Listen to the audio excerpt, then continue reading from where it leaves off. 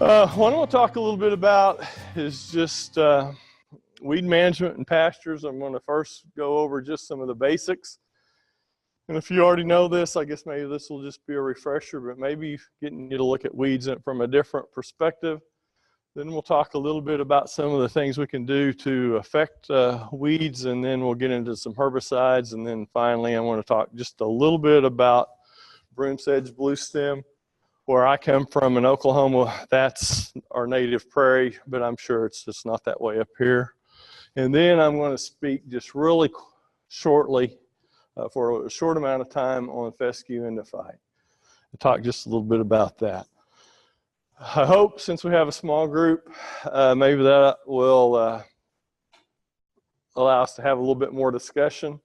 Maybe I'll get some really hard questions tonight, but I feel really confident because I have Dr. Doug Shoup, who's our expert on weed and brush. He'll be there, and then Josh. So surely between the three of us, we can get it answered, and sometimes we just have to say, that's a really good question.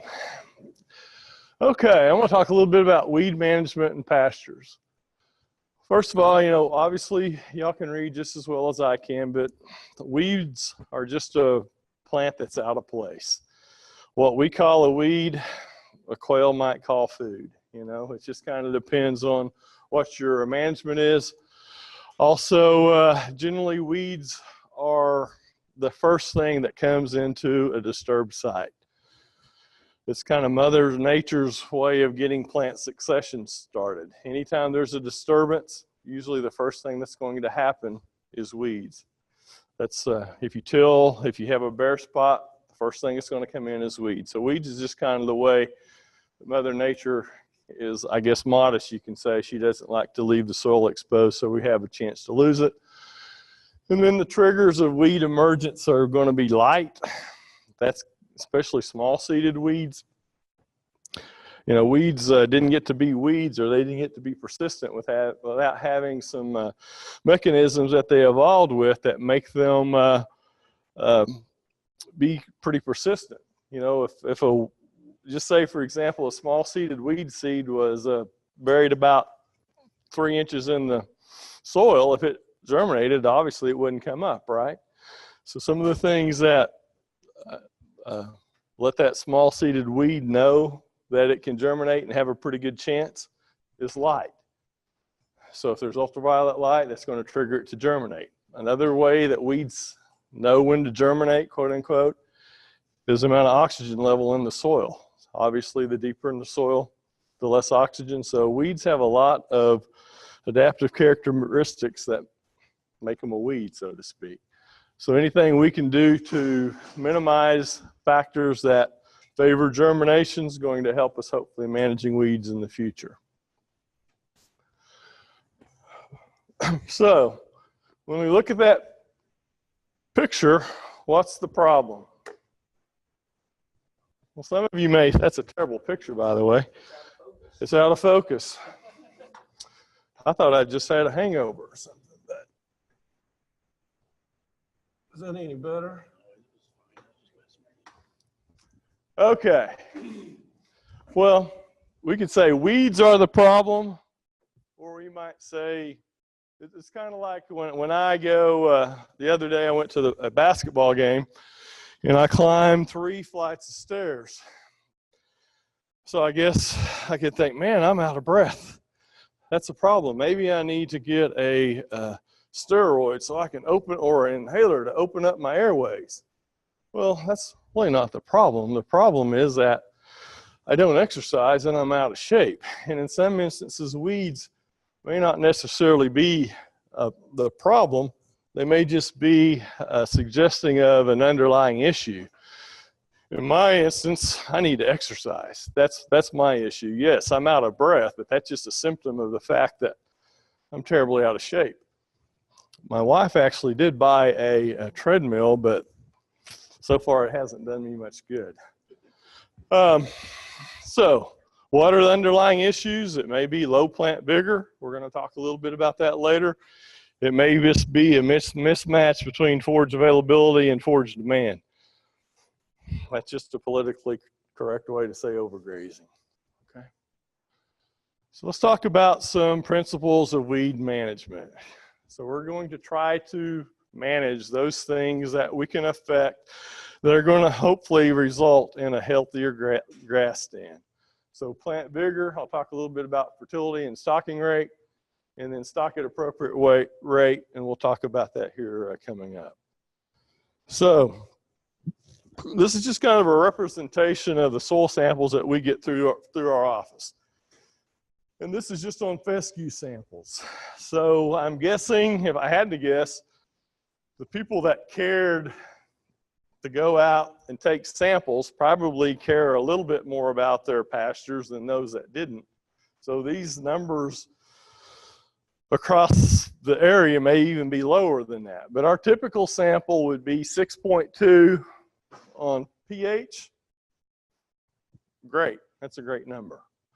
Okay, basically for legumes, you may want it 6.3 or higher, but fescue and Bermuda grass and native grass will do well all the way down to a 5.7 or so. So our pHs generally are fine. 3 is parts per million on phosphorus. That's very low. And that's kind of what our typical soils are. And then on average, our potassium would be about 106, which would be considered pretty good. So if I was just going to do a recommendation on a 2-ton fescue yield goal for that soil sample, I'd recommend probably about 60 pounds of actual nitrogen, about 50 pounds of P2O5, and about 15 pounds of, so that's average. So usually when people ask me, do I need to put phosphorus, do I need to put fertilizer on my pasture? Yeah, probably. How much, I don't really know. If you have a soil test, we can fine tune that, but I'll show you why here in just a second. This is the phosphorus pretty much yield curve.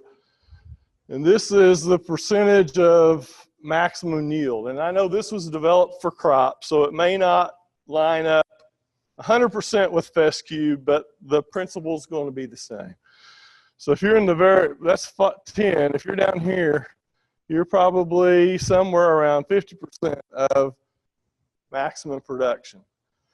There was a trial done several years ago where Girard did it. He put 100 pounds of nitrogen, 50 pounds of nitrogen, and 0 pounds, you know, the triple lot, like a lot of the pastures get fertilized with.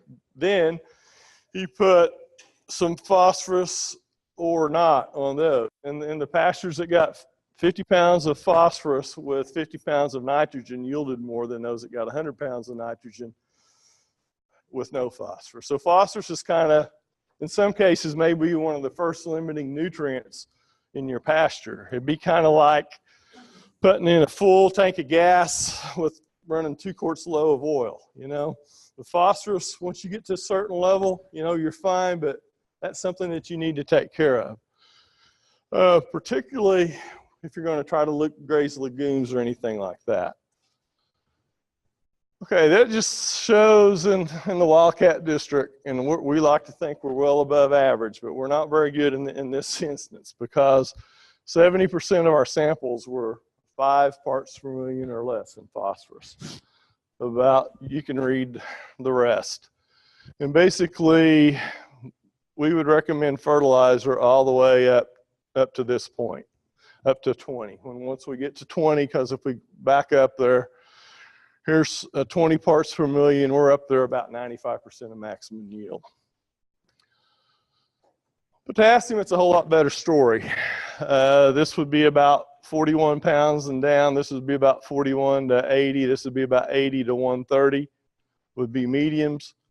And then 130 to 160 would be kind of optimums, and then above that. So in potassium, on average, we're a little bit better on potassium.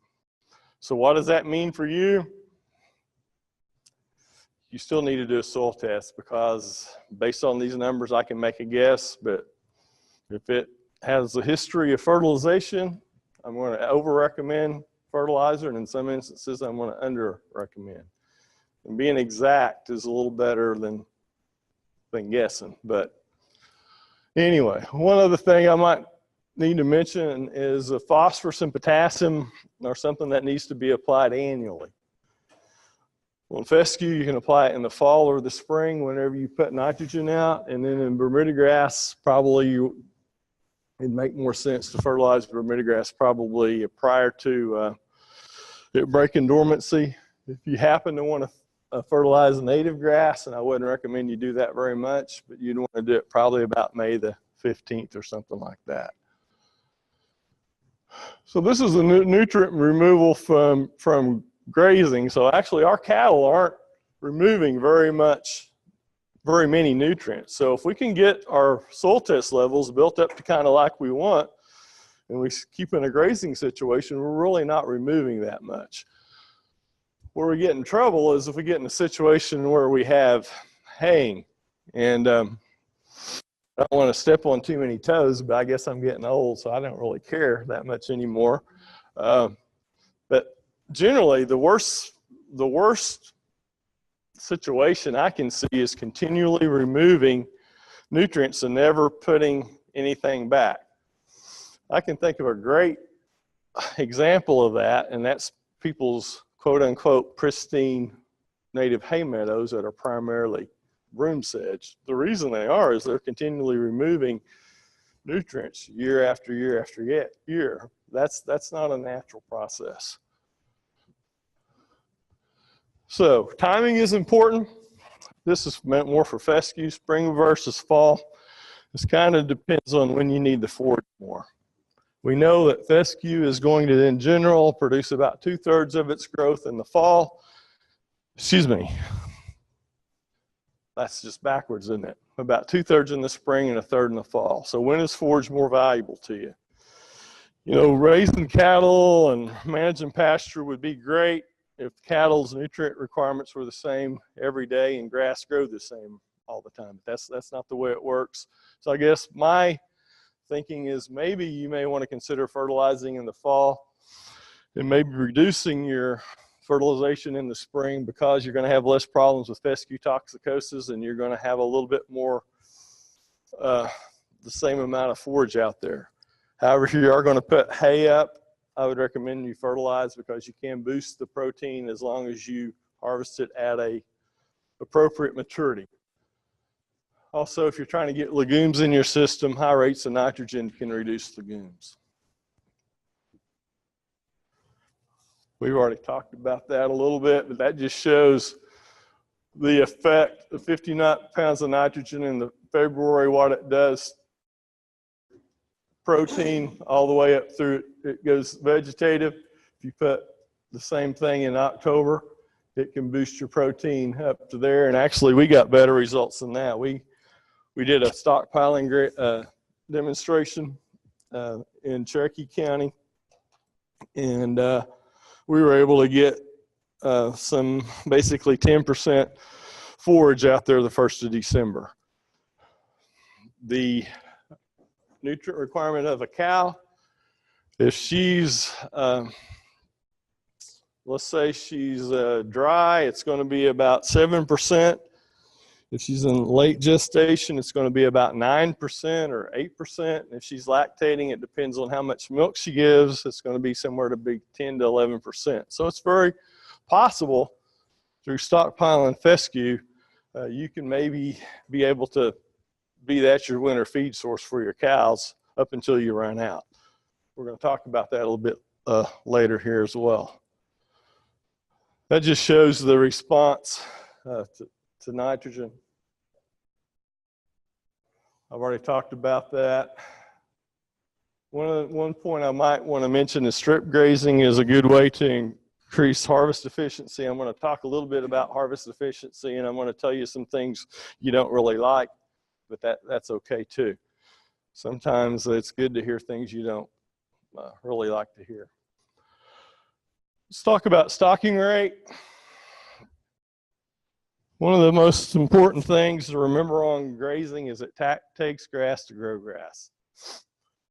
The reason you need leaf area is so that you can catch sunlight. When the grass is first breaking dormancy, where's all the the energy for that growth taking? Where's that energy coming from? Yes, the roots, right? If you keep that grass in a constant state where it's never getting any leaf area, what you end up with is weakened roots, right? And low plant vigor. We don't really want to do that. Also, weeds, you know, we have already talked about light, right? If your pasture looks like the top of my head, it's going to catch a lot of light. You could say my brain was solar powered almost, right? Don't have much shade there, right? So we need a little shade too. If you don't remember anything else from this presentation, these next few things are pretty important. It applies to your healthy grass, and it applies also to animal performance. And I'm going to explain why here in just a second.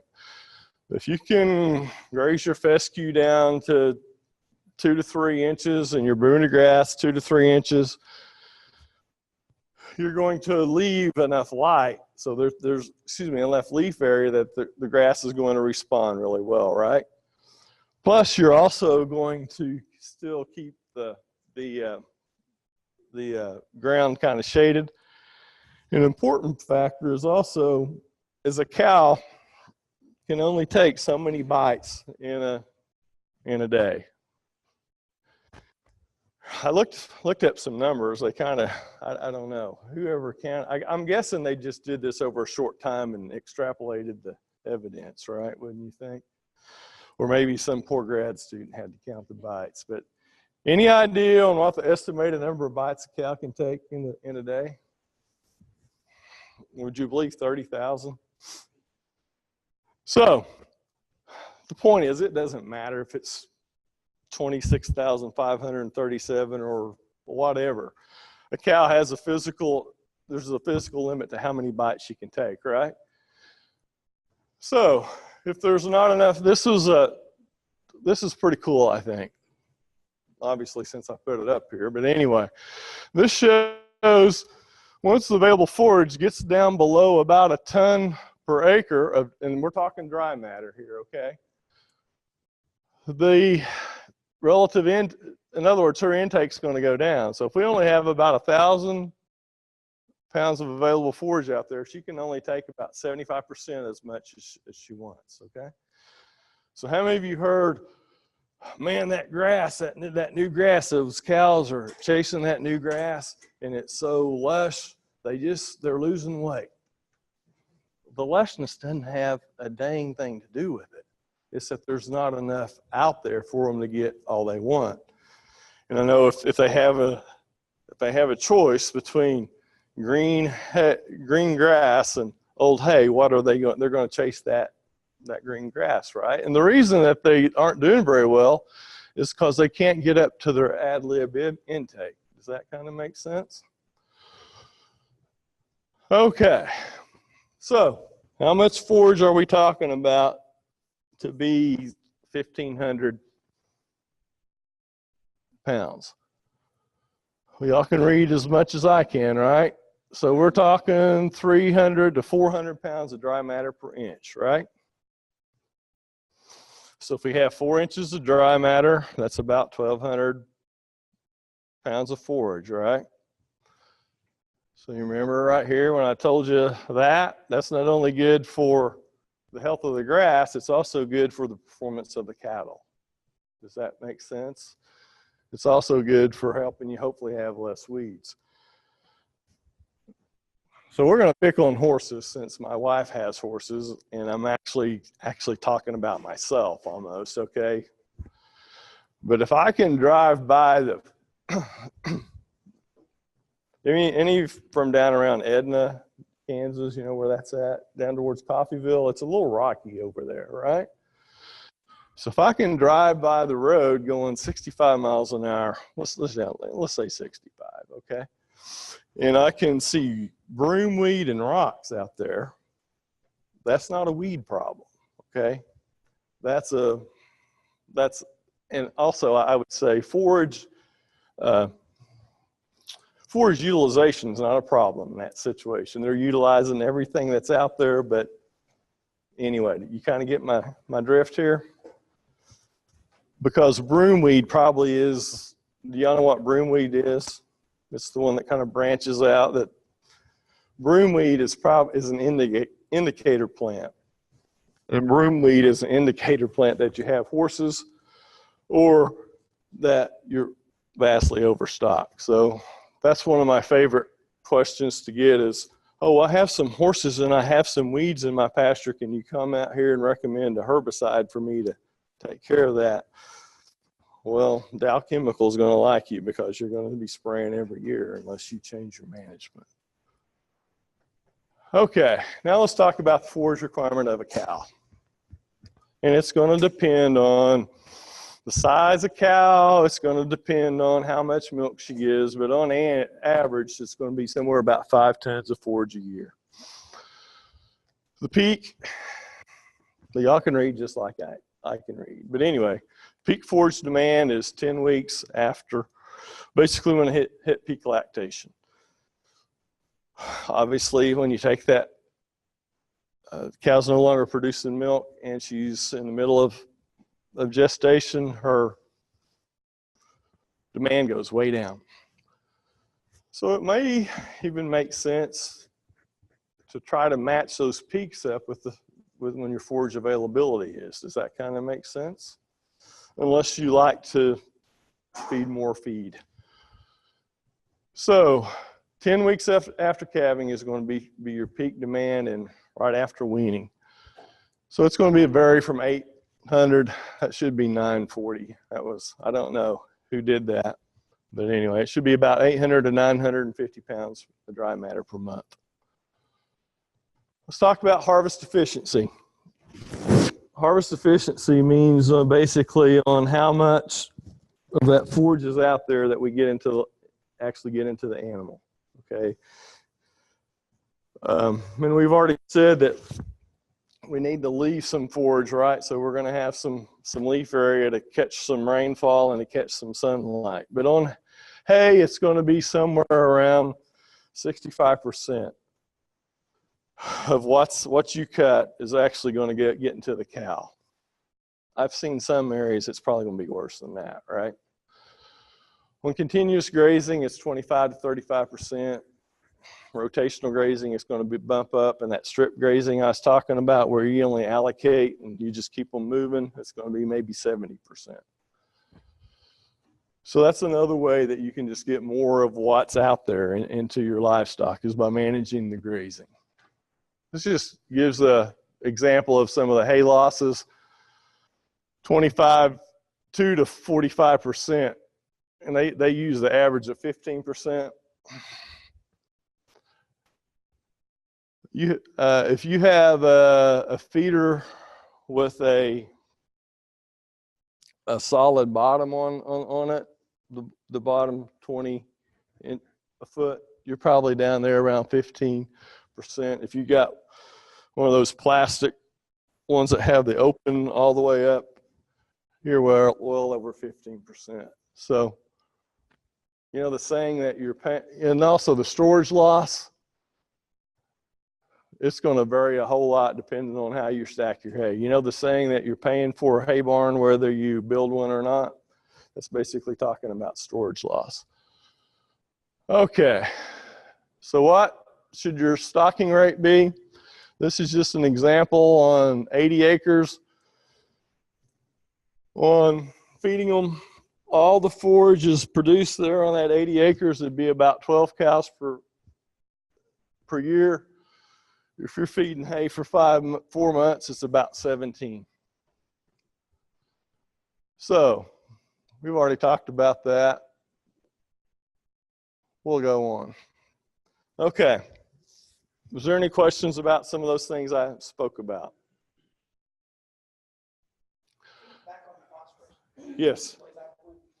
What is the best, in your opinion, source? I don't have I don't know that it makes a whole lot of difference. You know, being red, the roots absorbing it, you know, we're spreading on hard ground and putting DAP on. Can the roots even get to it? How do we raise our phosphorus levels, I guess is what I'm asking. Well, phosphorus, as you know, is not very, very, very mobile in the soil. So you just try to raise the, I don't know that I'd worry about the source too much. Wait till July when the ground's cracked open. No, that's not. I would put your phosphorus on whenever you put your nitrogen on. Josh, you got any comments on that?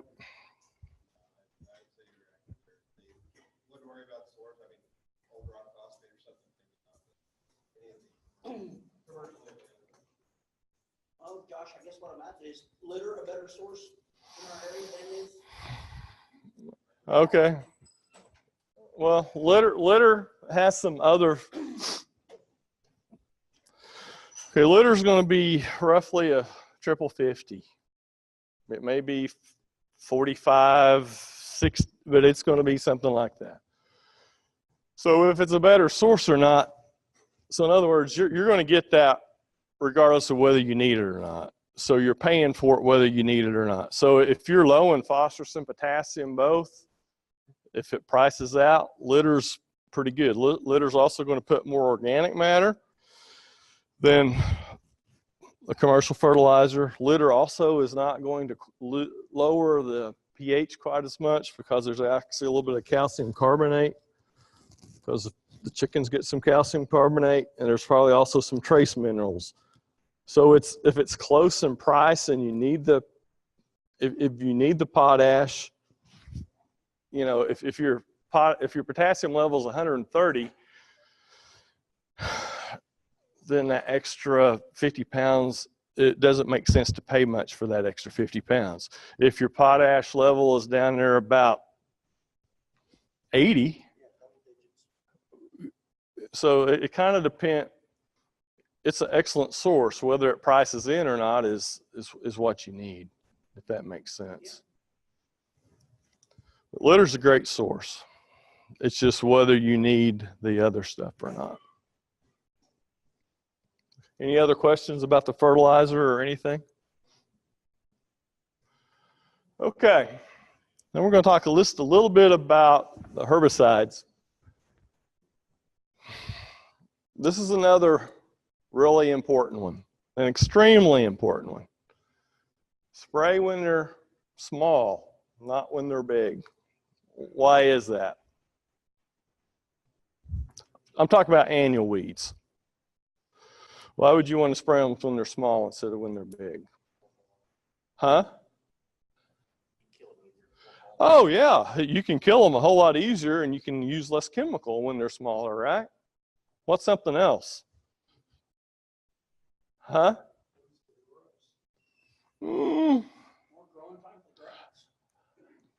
Man, this is a good, yeah, and they don't have a chance to go to seed, right? So if you spray when they're early, they're not allowed to compete, right?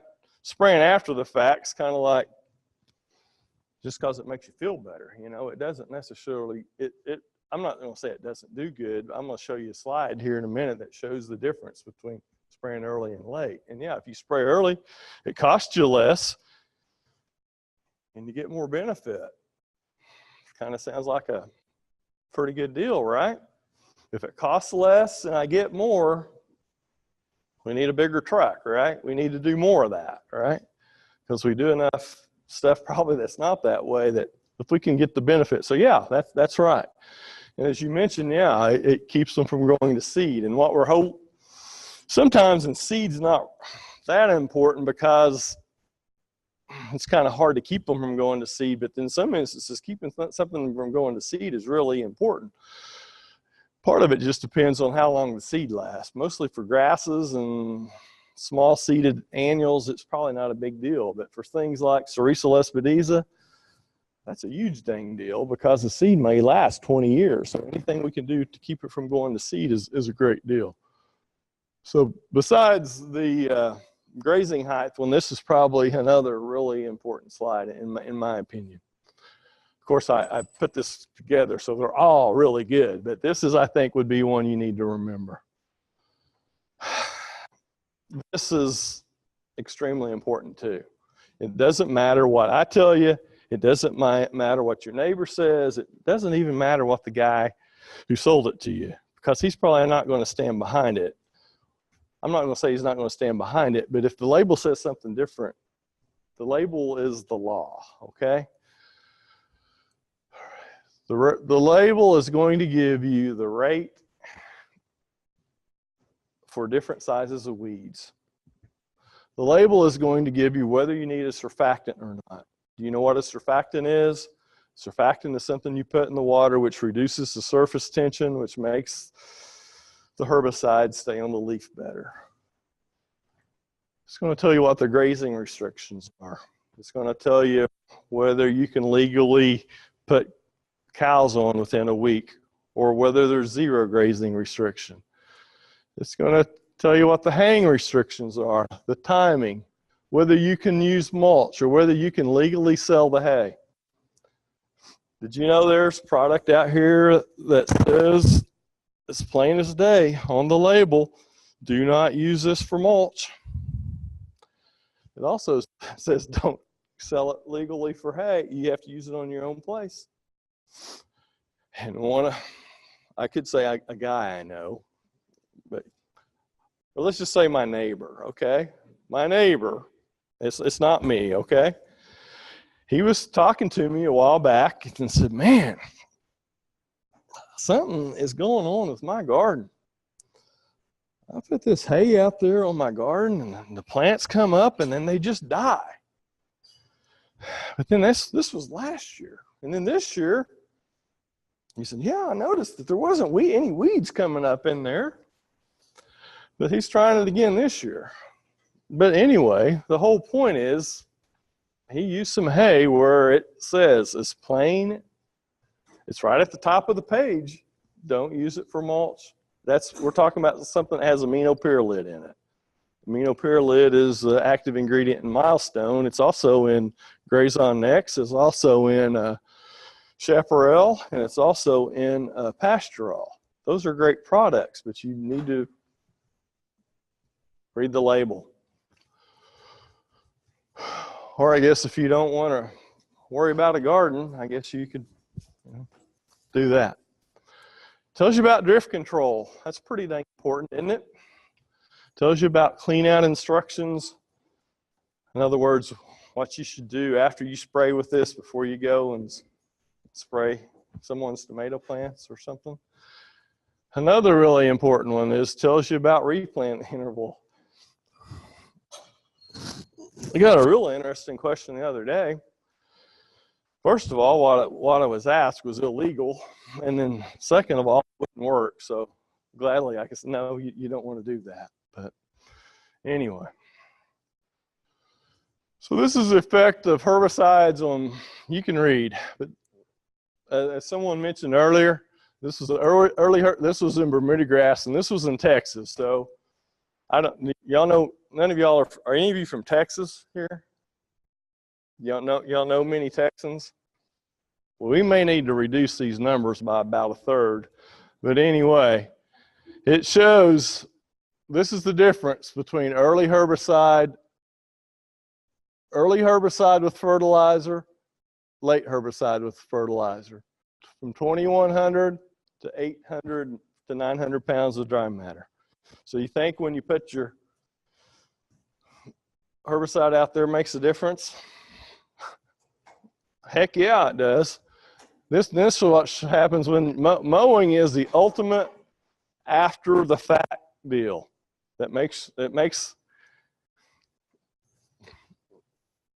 We're being recorded, aren't we?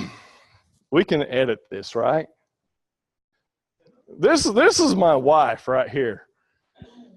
It looks better. Yeah, it does, but how much is that worth? To her, it's worth a lot. So that goes about your goals and the cost of those goals, I guess. But the key point, hopefully, from this is early, and if you put fertilizer with that, you get it's more than additive. It's whatever the right word is for that. Now let's talk about some herbicide options.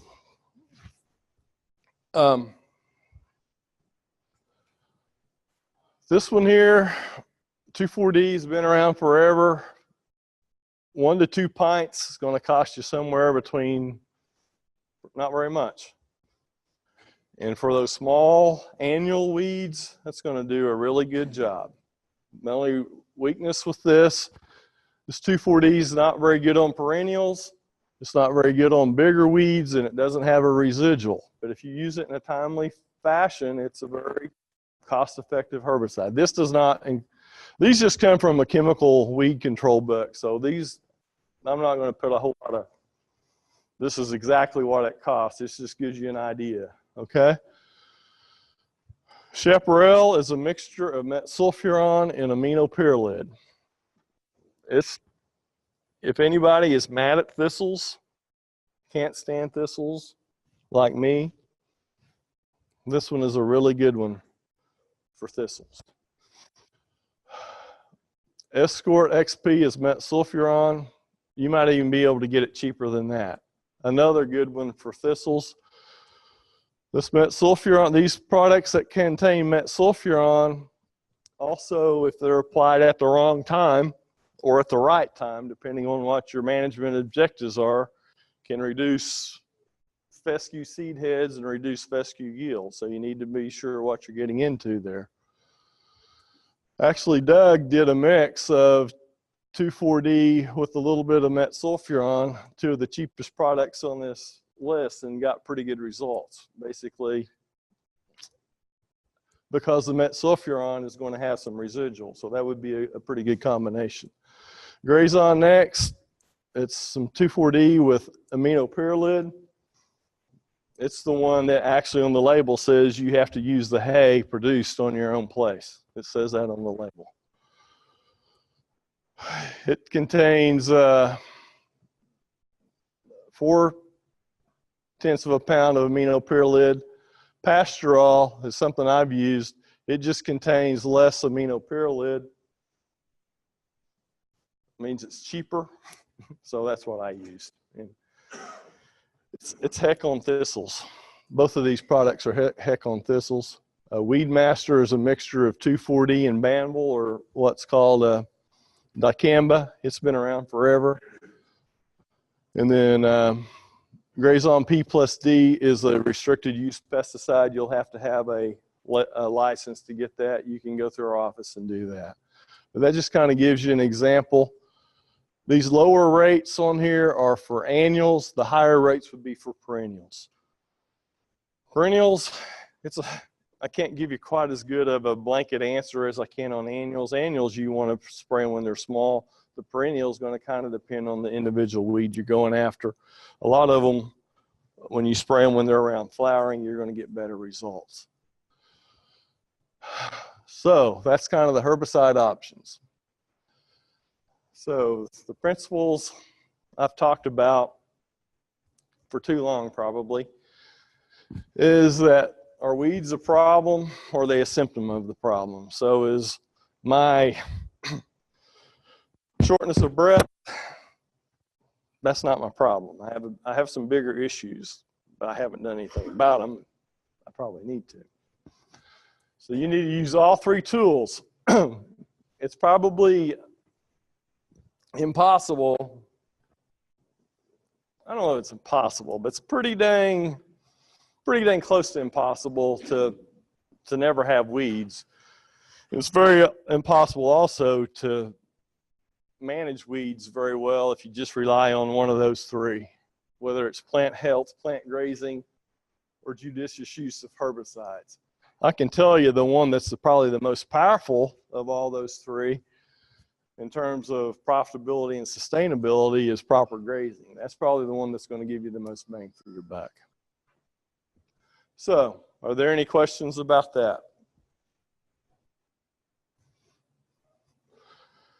Well, that either means you don't care or I did a tremendous job. So I'll just think it as a tremendous job. Okay. Now I'm going to talk about something I'm a little more familiar with since I'm from Oklahoma. That's our native hay, and that's broom sedge bluestem.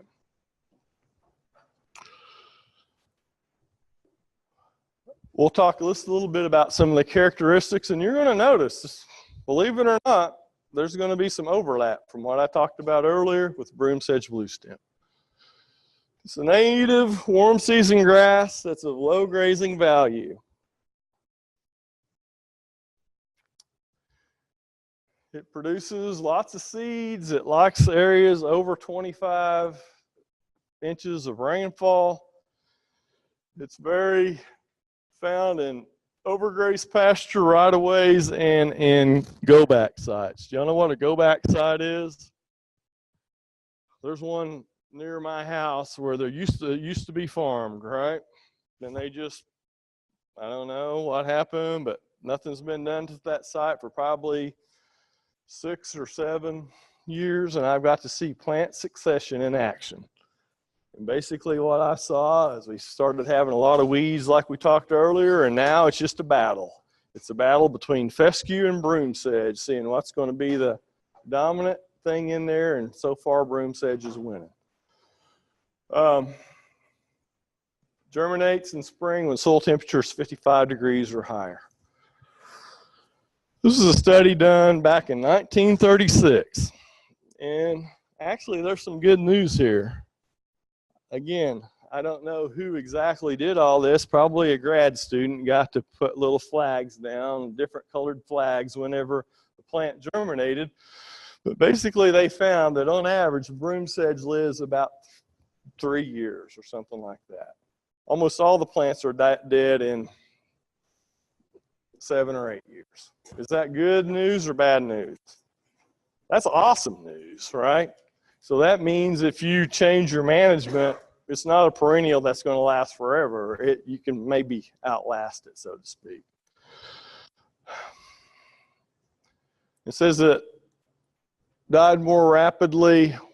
What do you know? They used defoliation and fertilizer in competition. Guess what I'm going to recommend you do? Same thing, right? 1936. That's been a few years ago, but basically the things is the same. It's the same.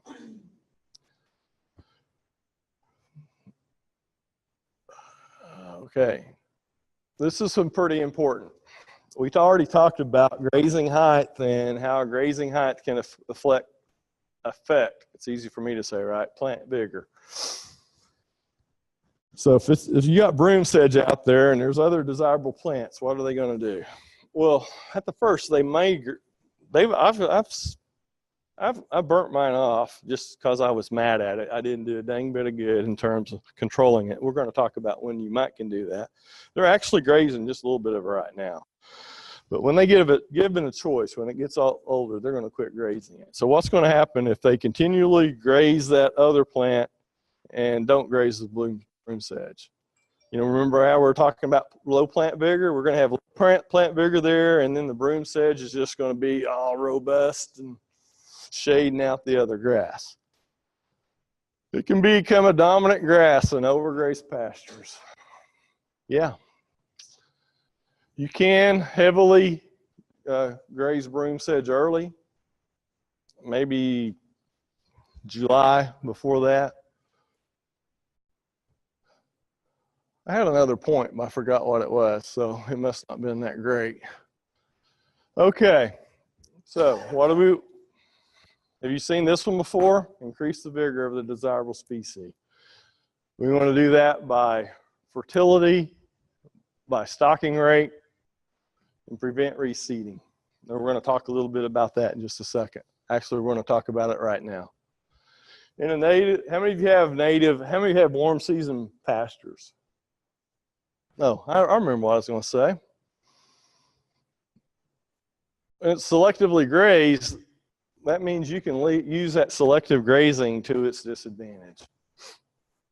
You can let the cattle or whatever take it down, and then what you're created in your pasture out there is a height differential, right? Then you can take a rope wick with Roundup or something and go in there and knock it out. Anyway. So, if you've got warm season grass, like Bermuda grass or native grass, you can burn the broom sedge in the fall or at frost and either keep it from going to seed, or you can destroy the seed while it's plant. Does that make sense?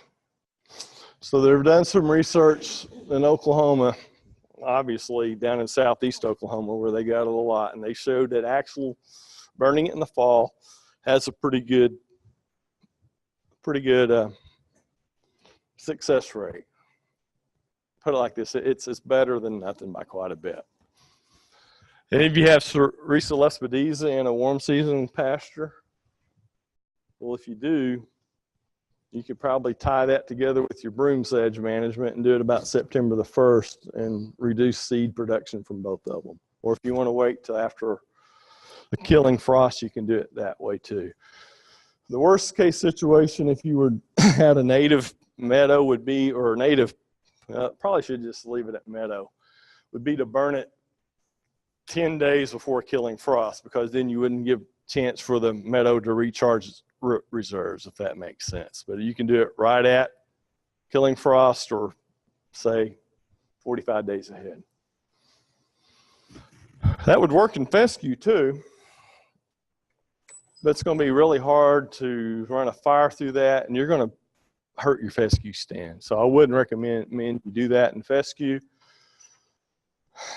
I know it seems like I'm talking about Oklahoma a lot, because I think actually broom sedge should be our native, our state plan or something. But anyway, there was an extension agent down there.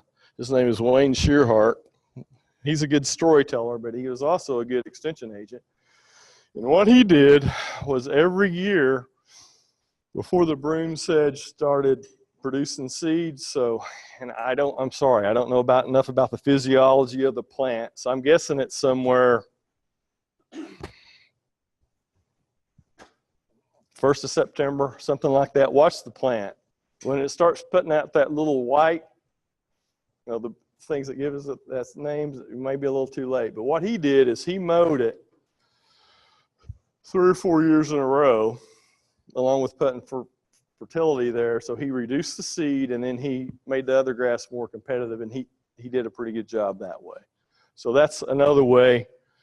We've already talked bad about mowing, but that might be an instance where mowing might be helpful. Plus the mowing, what it's going to do, particularly on fescue, is most grasses don't like shade very much. Actually, the reason they don't like shade is because it's detrimental to their health, particularly Bermuda grass. But on fescue, if you took that broom sedge down before the fescue is getting ready to grow, it's probably going to help your fescue as well.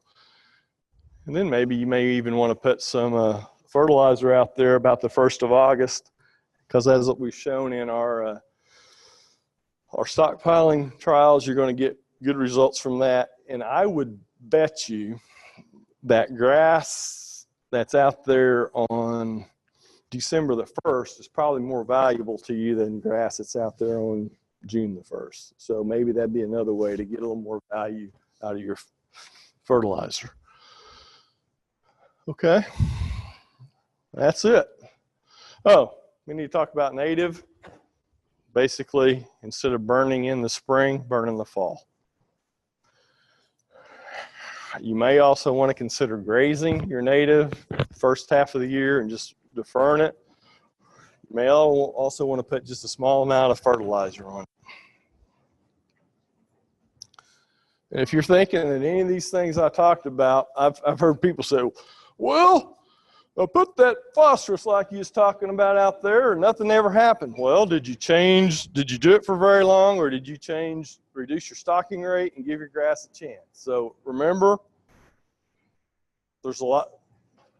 You got to manage your grass, you got to manage your cattle, and then go after the target weed. It's not just as simple as take a pill and so that's what I should do probably for my shortness of breath there, right? But that's not really going to help me long term. Okay. I think that that just shows a rope wick. Prevent reseeding. We've pretty much talked about that. Any questions about broom sedge? Well, I don't think they're going to prefer it. I can tell you, I've got some sheep, and I would rotational graze them. And at a particular time, they took it down about that tall, it ended up producing less seed, and then about 3 weeks later, it was about that dang tall. So there's all animals will eat it at a particular time, and I'm not aware that goats have a preference for it. Maybe, I don't know.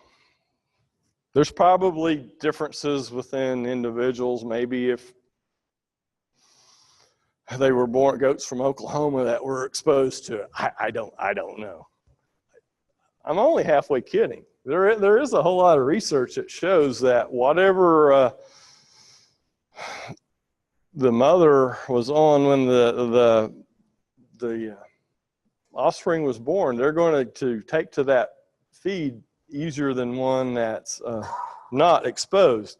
A good example of that, and I don't think y'all have heard this story. Josh has heard this story, so he could probably tell it too. But there was a study where they fed cows with calves ammoniated hay, and these other cows and calves were not fed ammoniated hay when they were calves. It took 3 years for the offspring that weren't exposed to ammoniated hay to eat as much as those that were exposed to it when they were young. So we think we know a lot, and there's a whole lot we don't know, and we don't know what's exactly instinct or what's taught by their mother. So I don't know.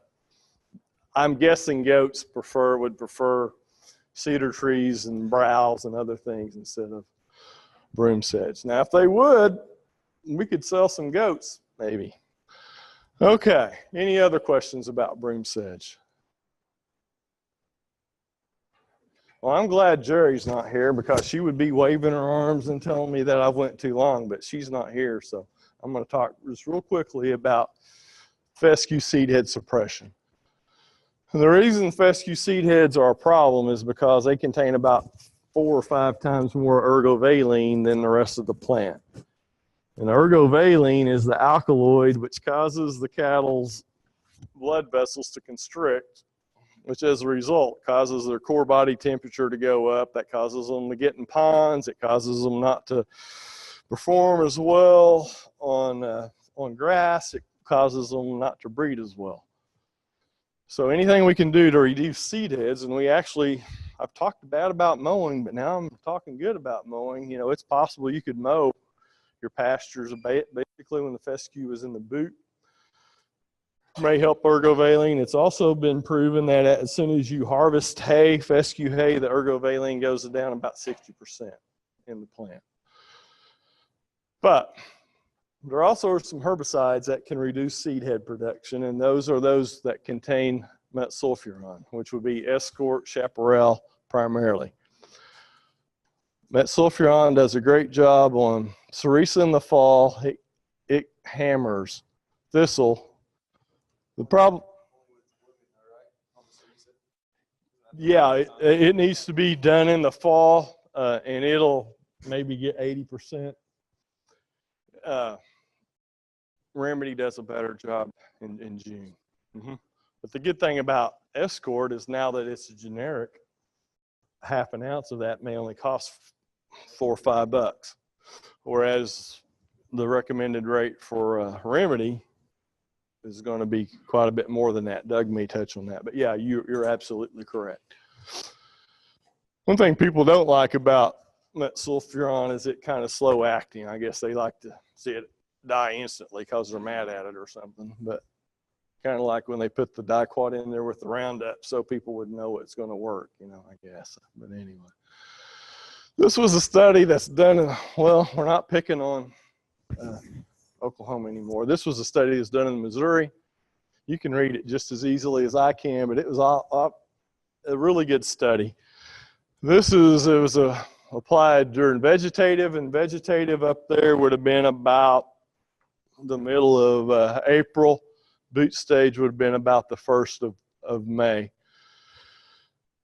This just talks about the amount of seed heads, and this is percentage of seed heads. So we had 100, you can read just as well as I. And then this, unfortunately, you're going to reduce forage production as well. But think about it, if you do it late enough when it's in the boot, The forage you're actually inhibiting or reducing is the stuff that's toxic anyway, right? And since you keep it vegetative, you bump the protein about 1 to 2%. If any of you have, am I too far north to have Bermuda grass? Any of you have Bermuda grass in your fescue? If you want to release Bermuda grass, get more Bermuda grass in your fescue pasture. This is by far the best thing you can do. For one, you don't have to worry about it. You know, with Roundup, you have to worry about it possibly dinging it, right? With Escort, you're going to ding the fescue. You're going to make it more vegetative. They're going to eat it down more. It's going to be less shading. Your Bermuda grass is going to respond. Doug's actually done more of this than I, but probably I'd be about 2/10 to 1/4 of an ounce. Doug, about when did you apply it when you did it in Cherokee County? Well, this year's different because of the cold. Right. Like about middle April, about the time to do it down south. Okay. And this is their results.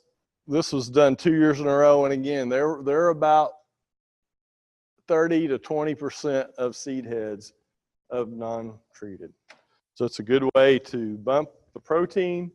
It's a good way to reduce ergovaline, reduce effects of endophyte.